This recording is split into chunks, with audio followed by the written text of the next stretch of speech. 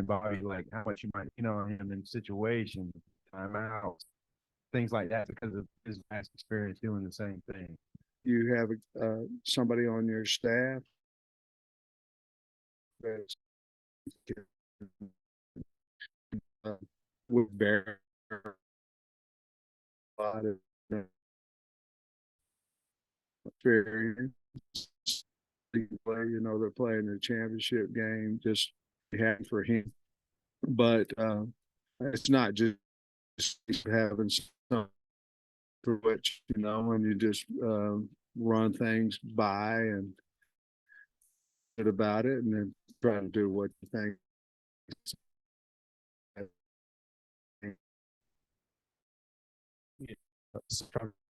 He's had some of his more recent stops that he made him kind of a desirable candidate for you.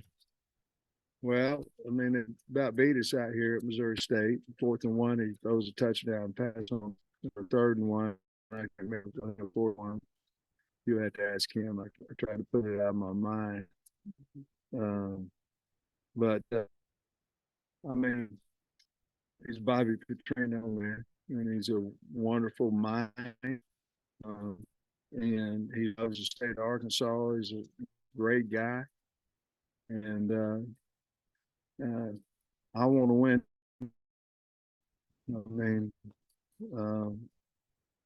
It was wonderful. You had the BMFP shirts, I think Coach asked one of the guys, what's that stand for? If we were having trouble figuring that out.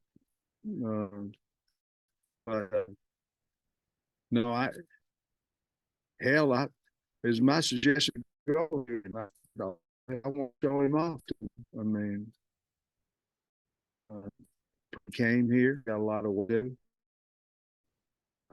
but we wanted to get over there and support the basketball team, and what a heck of a game they played. Congratulate them. It was in a few days for the state of Arkansas, in my opinion. Of course, there's fans who maybe are concerned or no.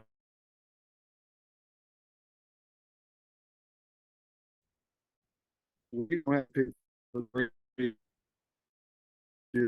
We're doing the best we possibly can do. So I'm very people don't like it. I'm sorry. Have you anticipate any of the staff on your staff? I do not have to be some, but I'm not ready to talk about it. I don't will be intact totally. Kind of a mix of what Jimbo did or whatever. I don't know that, but he's offensive coordinator, and just like KB was, just like Dan Enos was, he's got a job to do, and I don't know how I can allow him to do a job if he's not. It ain't his offense. So we hired him because he's a brilliant offensive mind, and it's his offense. That's just what it is, just like it was Kendall Brow, just like it was Dan's. I'm always going to have input on what my feelings are of things, but he's the offensive coordinator, and that's what he's hired to do. Letting the recruits know that he was going to be your guy. Did you reach out to them? Did you have Bobby call him himself? Just how did that process go? What's been the reception on the recruiting trail? Well, we was trying to keep it quiet, but I was in on all these player evals and leaving and all that, and we was trying to keep it quiet. So y'all let him know, that he was coming back, which always happens, by the way. I'm not being negative there; it just happens. So I was getting a lot of calls. I didn't have to call them. I was getting a lot of calls, and there was a lot of excitement about it. But we didn't have to worry about calling the kids. They were calling us. I know the roster is still pretty fluid at this moment, but KJ specifically, do you think does this maybe hold some weight with him? And would you like to have him come back and have the opportunity to play for? I'd rather not really answer that out of respect for KJ and things of that nature. But KJ's given to the university, good years and set a lot of records and things of that nature.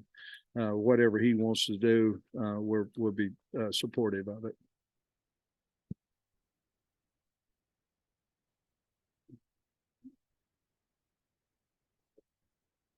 Pick up the phone to talk to them. I'm just curious, like, what's the emotion you feel? I don't know. Do you got like heat in your back of your neck? Or you just calm and collected? Like, what is like your internal feeling when you call him Bobby Petrino about the job?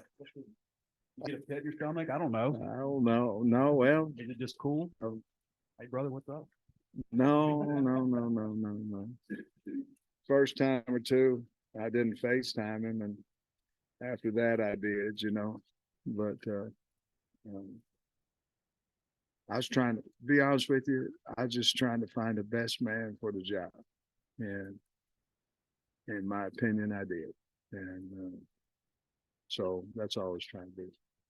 Allow you also, I don't know this day and age because it's the same with Kendall and Dan, as you said, in terms of them handling the offense. But your job has changed so much, just in terms of, you're almost like a GM, in a lot of ways. You obviously feel that. Yeah, I think so. I think Arkansas Edge is, whatever the name is for everybody else. I think that's changed a lot of your head coaching responsibilities, and more than that, time, whether it's raising the money or trying to figure out, where different guys, are going to be able to set in the NIL and all that kind of stuff.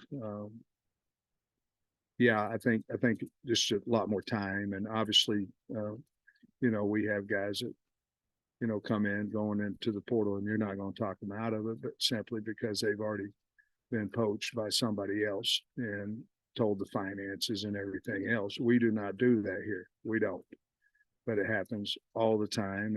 And NCAA at some point has to put some type of penalties on people that are poaching players, because it's going around the country, everywhere. We're not. So that puts a lot more time into the portal. You got to go D2 portal, junior college portal, the 1AA portal, BCS portal, and then you've got to go with obviously the portal in Division I. So there's just a lot of time that happens in recruiting, and you can imagine this, Trey, that the portal opens up in December, it opens up in April. So you have two opportunities for someone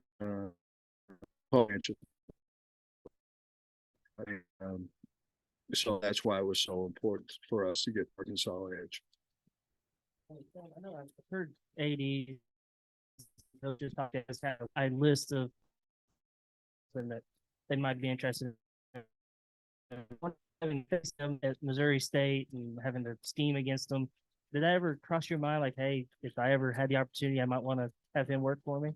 I'll be honest, it really didn't. I think the first time that it really did was when I got a text, from his agent, and I was assuming that I had a text was interest as well, and so I just picked up the phone, and I don't know if I had hair raised on the back of my neck or not, but I think I just picked up the phone and we visited, so, but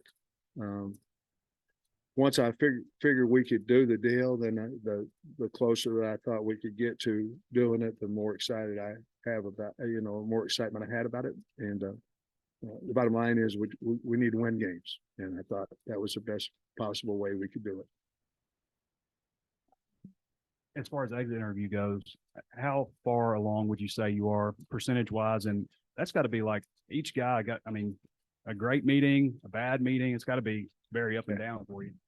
I was done I was through it. We had a recruiting meeting at 2:00 this afternoon. I was done about 1:55 and I'm completed. So we went Monday, Tuesday, Tuesday, Wednesday, and today, and got through all, however many it was, maybe 100 guys or whatever it was, a little bit more.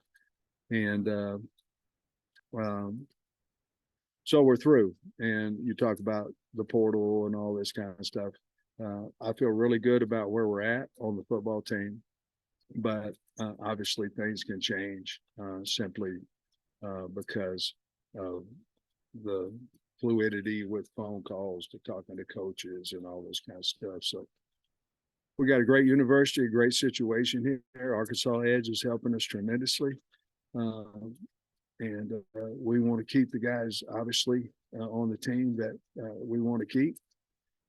But we can't if they don't want to, but that's why the portal's open and we'll go out and replace them. Coach, take us back to the brief conversation y'all had right after that game out here. And if there's ever been conversations like at conventions with you and Coach Petrino, and if there's any relationship that kind of goes back through the years. To be honest with you, there's a hell of a lot of respect from me for him. And the communication, I don't know, Coach may remember something different, but I think the first time I really spoke to him was when Missouri State was out here. And at that time, I told him that I was grateful for him and thankful for him because we had used everything that he had done here in recruiting, and it was helping us. And I told him that I appreciate him for that. And I can't recall what was said after the game, to be honest with you, but I believe, unless he remembers a different time, I believe that was really the time we had spoke. All right, guys.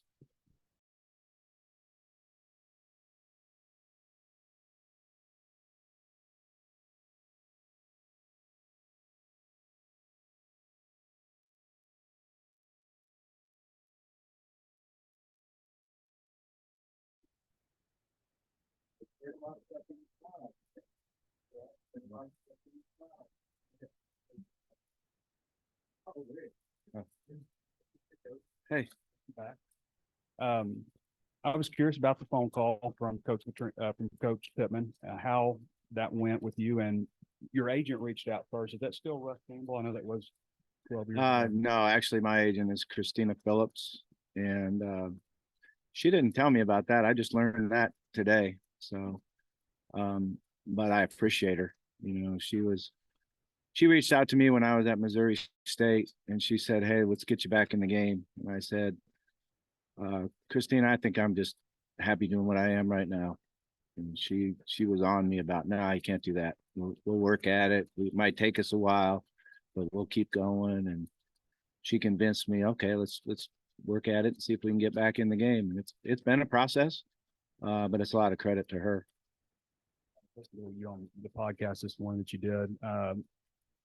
You've been going through, looking at players, looking at film and stuff. You seen anything that's jumped out specifically? Any players, anything like that? Yeah, I haven't been able to get into it enough, you know, just because also looking at recruits and anticipating portals but I've been able to watch some of the individual players, and then I've had guys come in and talk to me, and the names start going, "Who's that now? Who is that again? Who is that again?" So, but it's a process.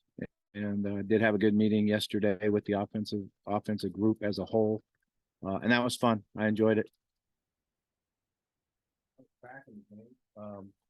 Any trepidation coming back here, and just what do you want to do? What do you want to get done here the next few years of your life? Yeah, I want to win. You know, I want to see us. I came back here to support Coach Pittman in winning. You know, I appreciate him a lot. When he did send that message that Coach, this is Coach Pittman, I'd like to talk to you. The hair on the back of my neck stood up. I was like, "Yeah, that's gonna happen, really?" And then we talked for a short amount of time, and he said that he had an interest, and we set a time to talk where we both had time later on, and that was exciting. And you know, I felt, hey, maybe this is really gonna happen.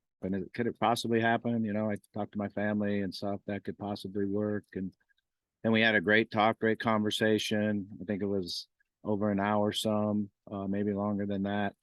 And then when I got off the phone, I said, "Man, he didn't offer me the job."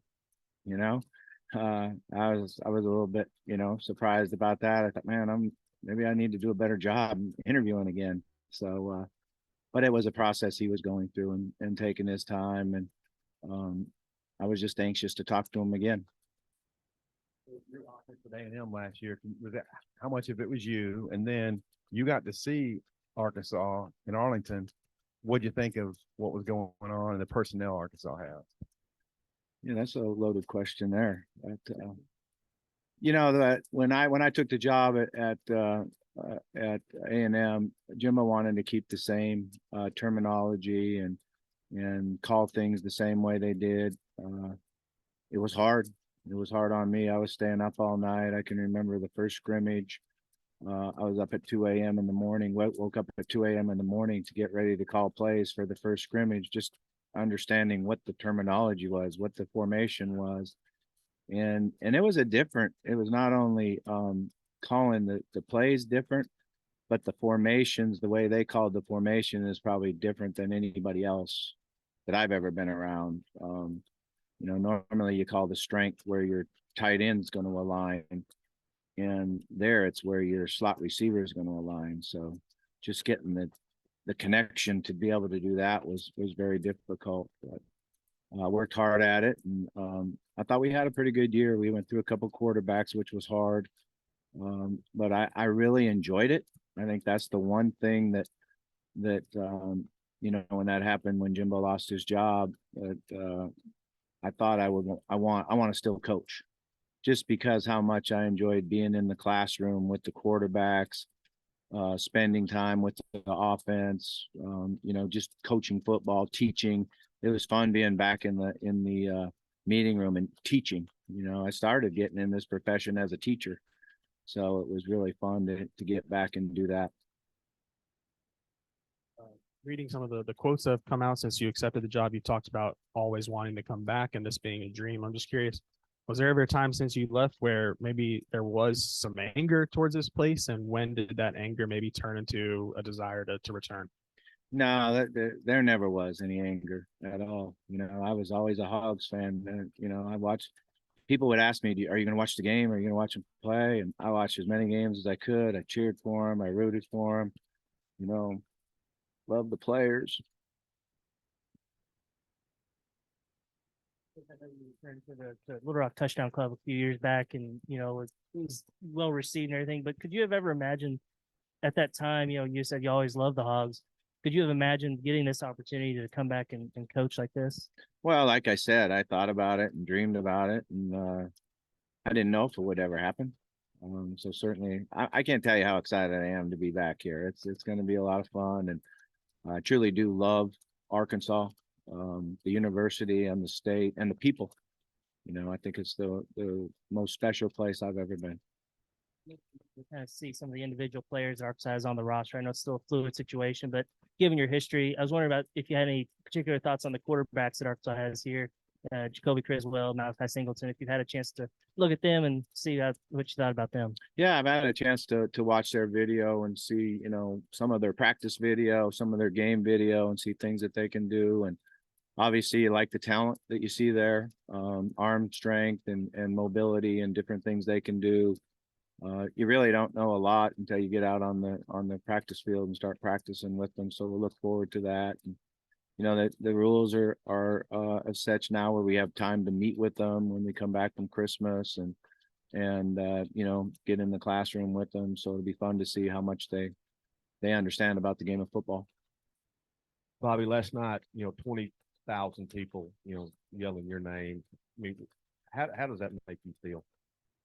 It was exciting. Yeah, I felt good about it. And again, I got to say it's a credit to Sam, to be able to bring me there and allow that to go on. I think it's just a credit to him. You can see the confidence that he has in himself as a man, and how much he loves the university and wants to do what he believes is best for us to go forward to win. Is a real credit to him.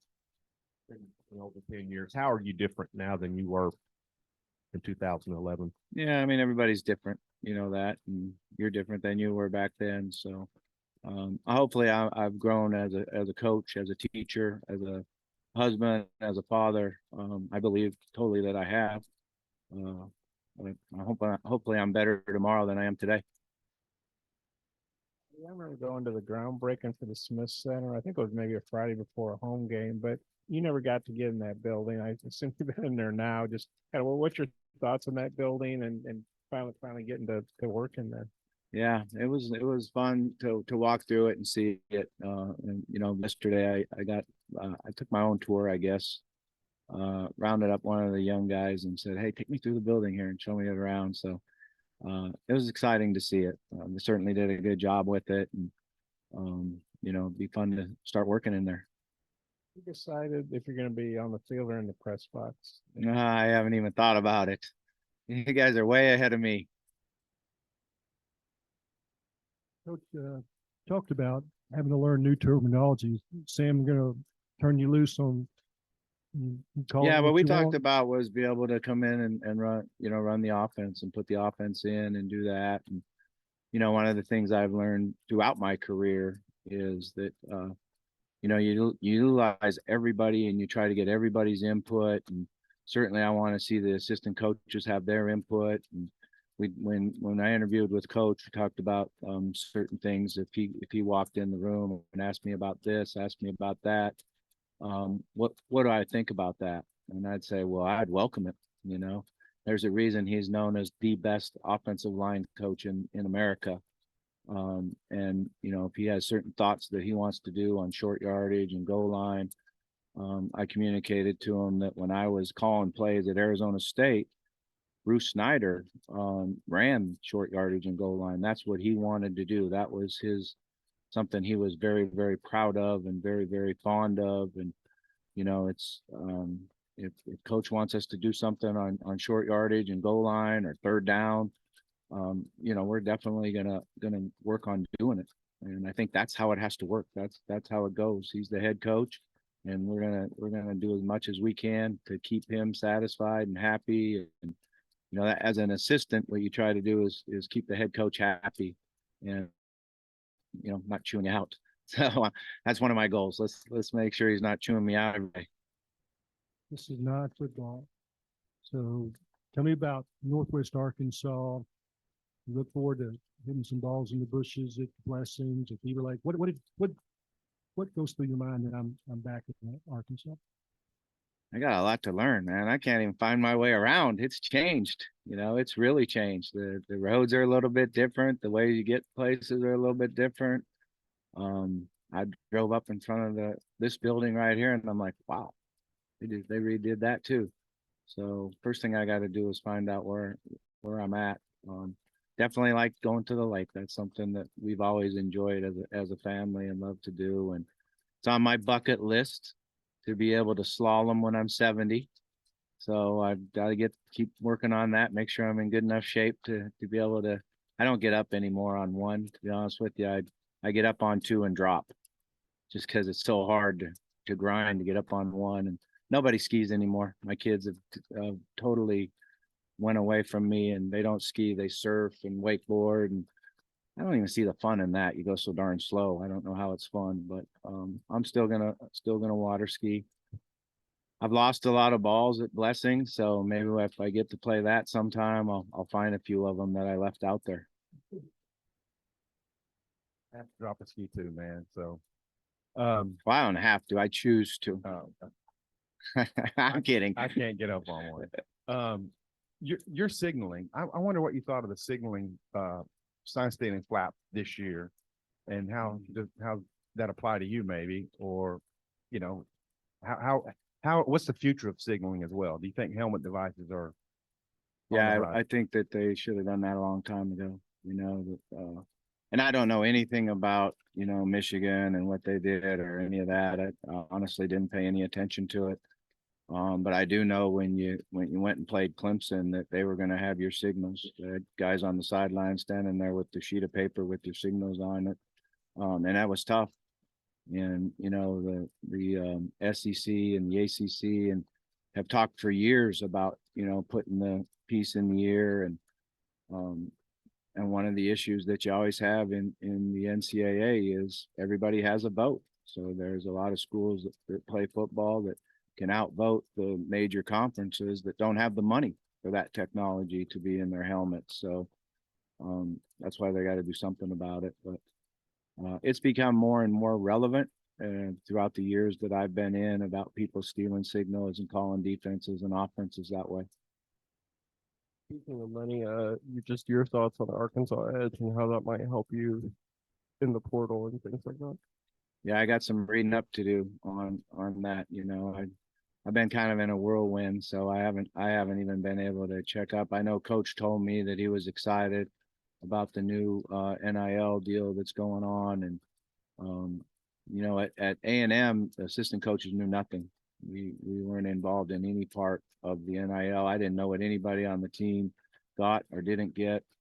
So I haven't paid enough attention to it yet. I got some work to do. Remember that 08 LSU game where you guys threw deep in a short yardage situation and you were like, well, this is the last time their corners are going to be cheated up on it. And you've always kind of done stuff like that. Like maybe not even so much just about the plays that you're calling, it's about when you call them and your feel and stuff. What has changed the most about your offense since you were here last? I honestly don't think a lot has changed simply because I don't think it's about plays. I don't think it's about what you do. I think it's about how you use the players that you have. You know, how you get the ball to a Jarius Wright, Joe Adams, you know, how you get the ball to Dennis Johnson, and how you work, you know, the different situations of the game. And so what I love to do is utilize players and then be really good at the situations of the game, and the players really understand, you know, what we're going to see in 3rd and short, what we're going to see in 4th and short, and what we're going to see in the red zone, and what blitzes they run from the 15-yard line in, get everybody on the same page, and then practice the heck out of it. And then when you're on the left hash, 35-yard line, 1st and 10, you want to take a shot at the end zone. Everybody knows what we've done, what coverage we expect, and then what to do if we don't get that coverage. You know, or what are you going to do on 4th and 1, left hash, you know, game on the line. We ran the ball the previous 2 times, that knocked right in the mouth. So let's give us a little play action in there and see if we can get it. So I kind of like to really work on situations and players.